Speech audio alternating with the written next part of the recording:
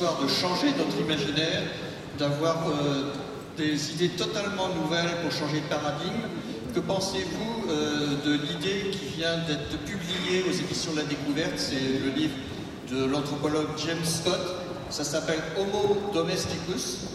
Et il révise les 20 000 dernières années de l'histoire de notre espèce d'une façon totalement différente de celle de Harari avec Sapiens. C'est-à-dire il n'est pas du tout dans une idée naïve, technolâtre, qui débouche sur le transhumanisme.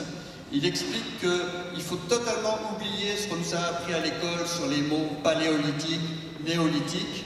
Il dit par exemple que néolithique, si ça veut dire âge de la pierre polie, ben, les aborigènes d'Australie ont inventé ça avant tout le monde il y a 50 000 ans. Et il dit il faut oublier cette histoire de sauvagerie qui serait pas bien et de civilisation qui serait formidable. Et il dit que l'espèce humaine a totalement chuté, s'est effondrée en inventant, hélas, l'agriculture. Et son argumentation est vraiment très très fine. Et vraiment, il casse tout ce qu'on nous a appris à l'école. C'est une totale refonte de notre imaginaire. Et même si vous n'avez pas encore lu ce livre, qu'est-ce que vous pensez de cette piste de réflexion? Comment s'appelle le livre? Homo Domesticus, de James Scott.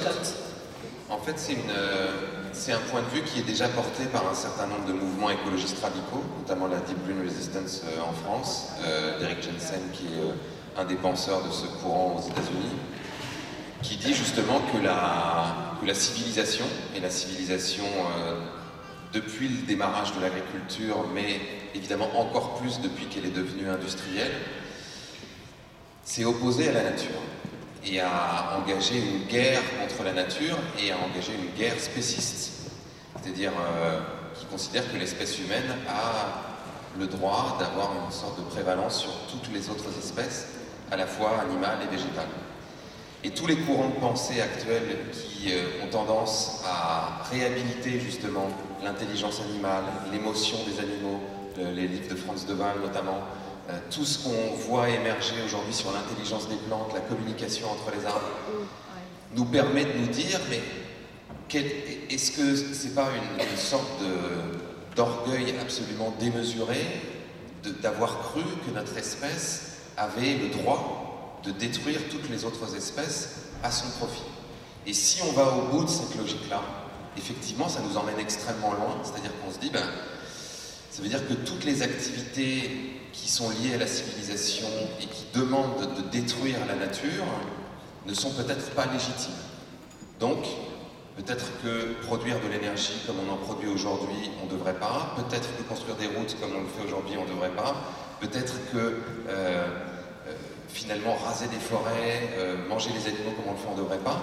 Et donc ça nous amène à penser que, et j'ai fini avec cette phrase, que les peuples autochtones sont peut-être la seule civilisation qui est réellement écologique sur cette planète. En tout cas, il y a un courant de l'écologie radicale qui dit ça.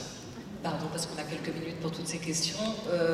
Monsieur, vous souhaitiez aussi poser une question? Pardon, si on peut vous donner le micro.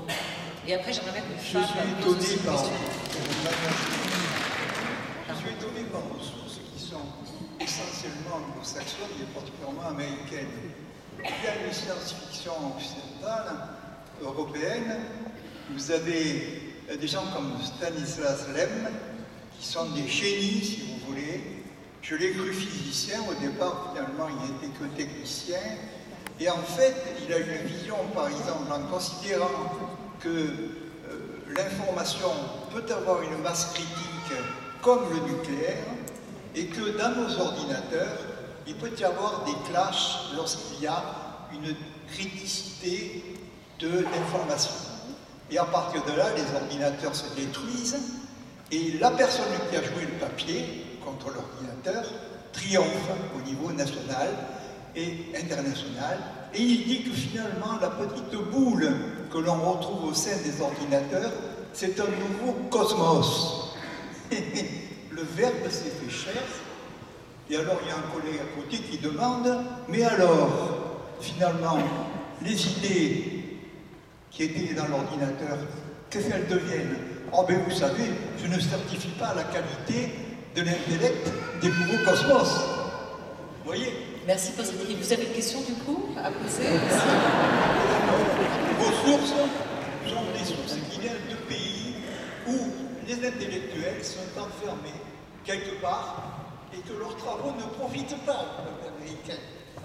Les nouveaux événements électoraux vous pouvez prouver à quel point l'intelligence américaine est impuissante. Ok, Bilal. Oui, non, effectivement, il y a une science-fiction de l'Est, notamment, et Stanisław Lem est un auteur d'origine polonaise, je crois. Et effectivement, Solaris est une œuvre majeure. Solaris est une œuvre majeure qui, effectivement, donne aussi la parole à un océan. Enfin, bon, bref, on est dans... c'est une très bonne référence, oui. Est-ce qu'il y a des questions sur la gauche? Oui. Monsieur. J'ai une question, mais je ne suis pas une femme. Non, mais tour d'après, allez-y. Ok. Bon, je me demandais à Sylvian s'il tenait vraiment un peu, il a fait plus tout à l'heure, mais avec lui, je ne suis pas d'accord. En tout cas, il y a une nuance importante. Quand il a parlé, quand il a opposé le rationnel et l'émotion, derrière rationnel, il y avait tout de suite rébarbatif, le terme rébarbatif. Et je crois que c'est pas bien d'associer le rationnel avec le rébarbatif, et qu'en toute façon, ça ne correspond pas à l'expérience des gens qui manient le rationnel du point de vue de l'activité scientifique, par exemple. Je vous garantis que comprendre pourquoi le ciel est bleu, c'est source d'émotions extrêmement profondes, de plaisir, d'autant plus que le soir, lors d'un coucher de soleil, il est rouge et qu'en dehors de l'atmosphère, il est noir. Donc il ne faut pas avoir des raccourcis comme ça qui contribuent à mettre des divisions pas intéressantes. Donc est-ce que vous y tenez à ce moment-là? Alors,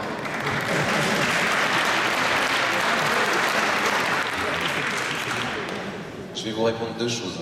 La première, c'est que malheureusement, dans ce genre d'exercice, on est obligé d'aller vite. Vous avez remarqué? Parce qu'en fait, Olivia me regarde comme ça. Hop, ça va être...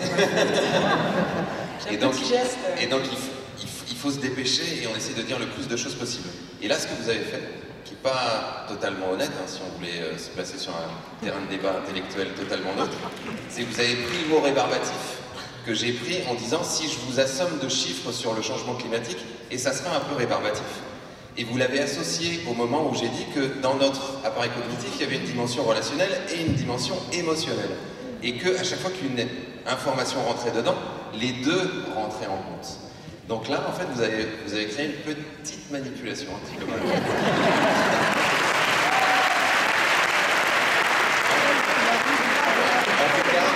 En tout cas, vous m'avez fait dire quelque chose que je n'ai pas totalement dit, et je suis tout à fait d'accord avec vous. C'est-à-dire qu'on a besoin du rationnel, tout comme on a besoin de l'émotionnel, et parfois, le rationnel peut nous amener à avoir des émotions, je suis d'accord, mais l'émotionnel peut nous amener à vouloir comprendre. Et évidemment qu'il ne faut pas opposer les deux. Il nous reste 2 minutes pour une dernière question, s'il y en a une dans la... Oui, mademoiselle, madame, il y en a deux, mince. Alors comment on peut peut-être fusionner les questions?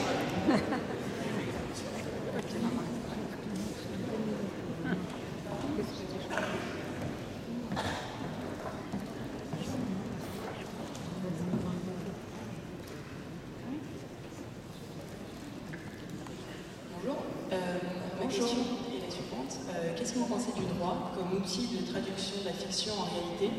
Parce qu'on a parlé de la science comme outil de la science qui pouvait s'inspirer de la fiction pour la traduire en réalité. Est-ce que vous pensez que le droit peut aussi être un outil efficace? Et la question peut-être pour vous, Caroline Prévost?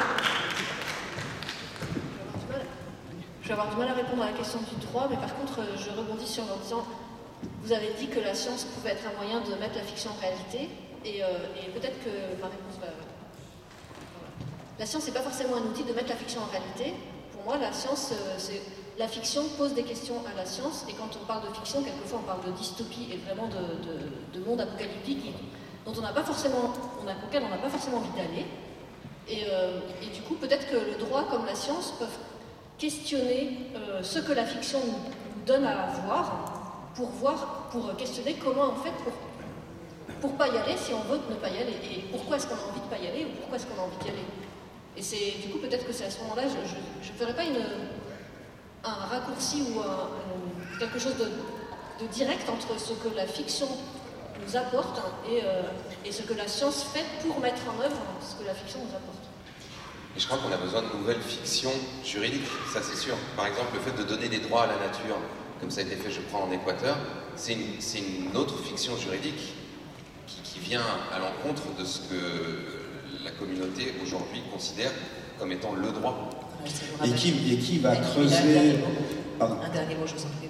Non, juste au pôle Nord, quand on va forer pour aller chercher le pétrole, les Russes ont déjà posé un drapeau, les Canadiens ne sont pas d'accord, les Américains non plus. Le droit va s'en mêler.